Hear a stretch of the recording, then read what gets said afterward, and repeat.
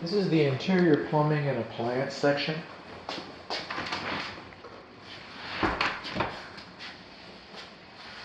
Four-prong electric clothes dryer works, hot and cold. I have questions about whether this installation for the clothes dryer event meets the intent and purposes of the code. I think it's restricted. I think it's got too small of a head. I don't think it's labeled. I don't think you have a connection box. There's just some things going on here.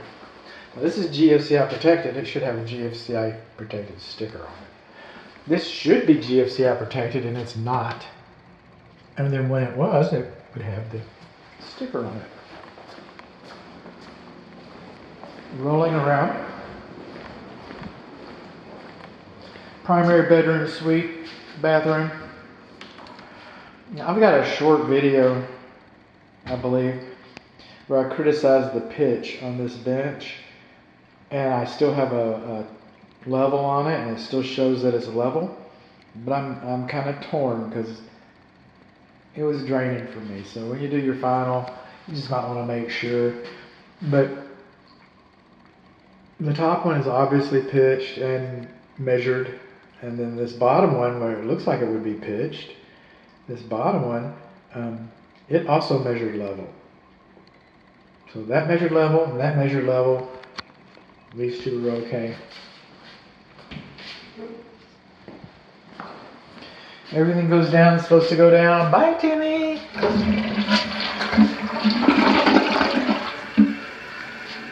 Not sure where the bathroom vent to. Like the clothes dryer vent. That's where I have questions. And allergies. Okay, and then I know that since I'm in this closet, look up sometimes. Look at the ceilings. Then around the bathtub, some of the paint there. Now on crown molding, you're supposed to leave one or the other unsealed so that you can have movement. And obviously they chose to seal all of these, but they chose not to seal this one, so that one looks kind of odd. Hot's on the left, cold's on the right. Got some paint and texture issues here. Coming on along. And since I'm in here, and since I'm doing this, and since I'm coughing and gagging, we got a crack in the floor, the ceramic tile right there.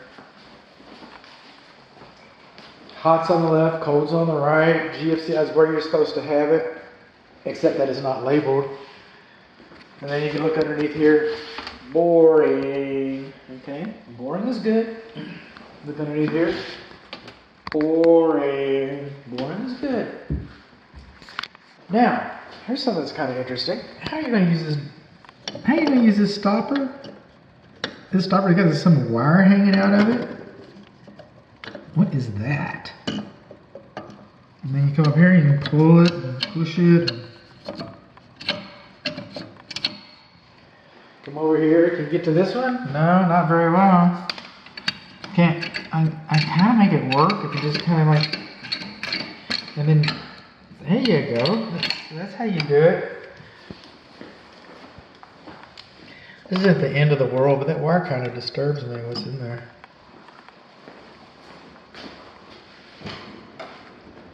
Moving on along. Walking through our home, smoke alarms are in all the bedrooms. Smoke, carbon monoxide alarms are outside of all the bedrooms. Where we don't have a smoke alarm is inside the main living space. Now the jurisdiction having authority supersedes. If the code inspector is okay with this, however he made his determination, far be it from me. I don't remember testing this.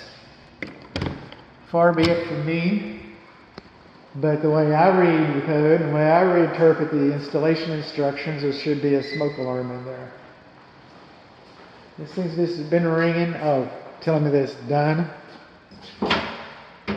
350's done. Okay. We can do that. So coming on along in here, these receptacles are GFCI protected. Okay, on the refrigerator circuit.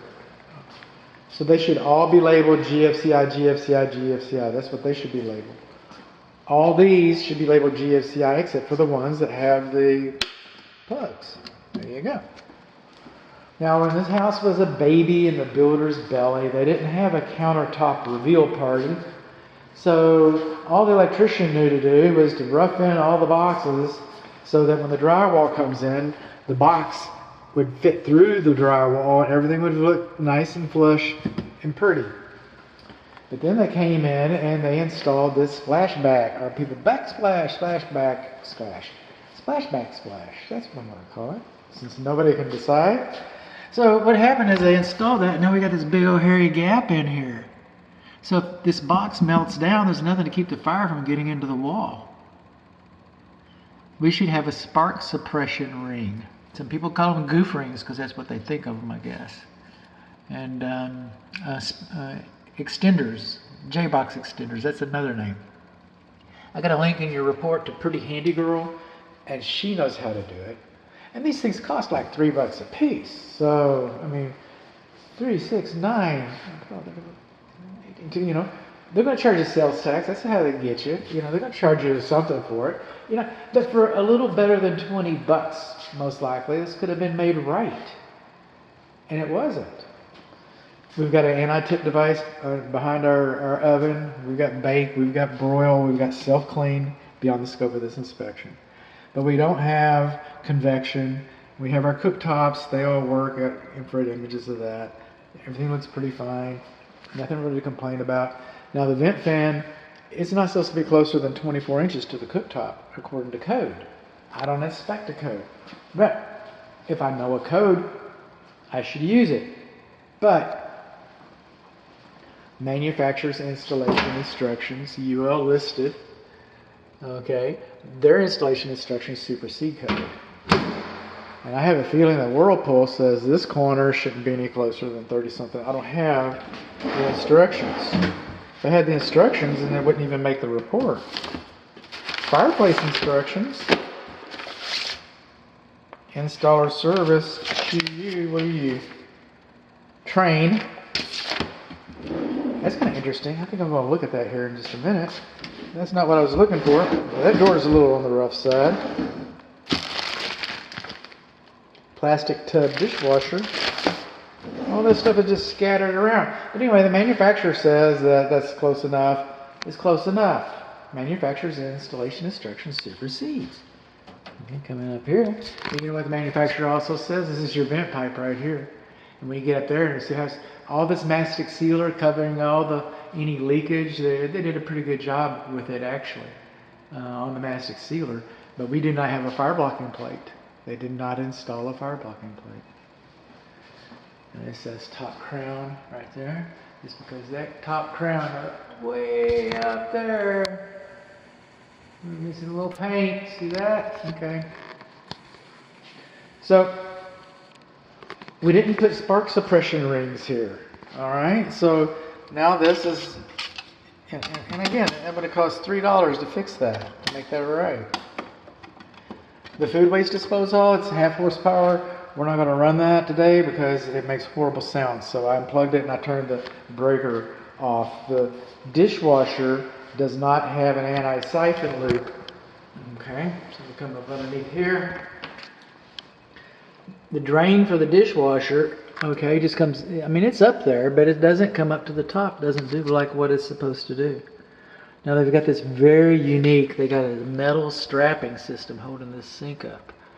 Okay, it's an unconventional system. The manufacturer gives you clips for the bathrooms, clips for the bathroom lavatories, and clips for the kitchen sink. I was trying to think maybe laundry sink. And so they didn't use the clips. They just didn't. That's an air admittance valve right there. Okay, it's up 6 inches, that's fine. That's a mechanic.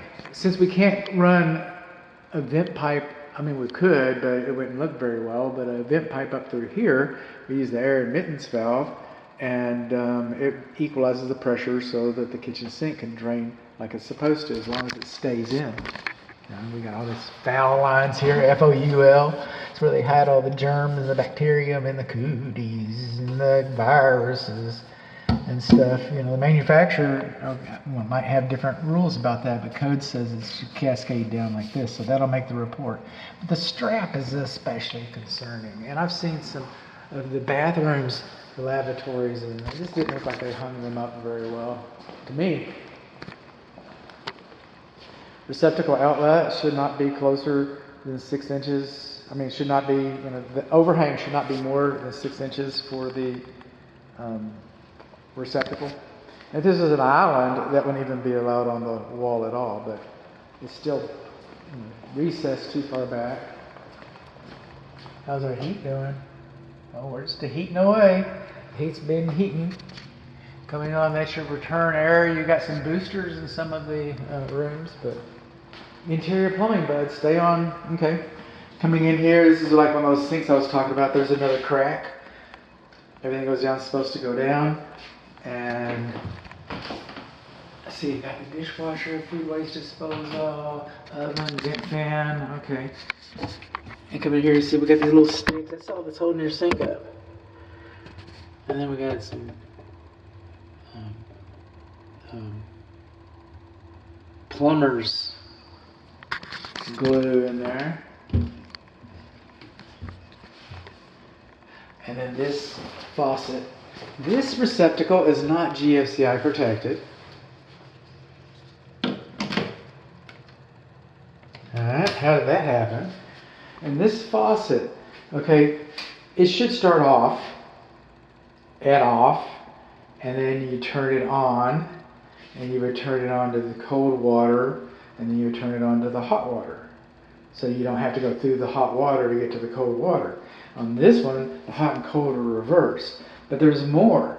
You have to hold it just right. It doesn't have the stops. This cartridge was not installed properly. If this was installed properly, it would probably be a very easy fix. But you got like hot water on one side, you got cold water on the other side, you got hot, you got off in the middle. So it's kind of weird.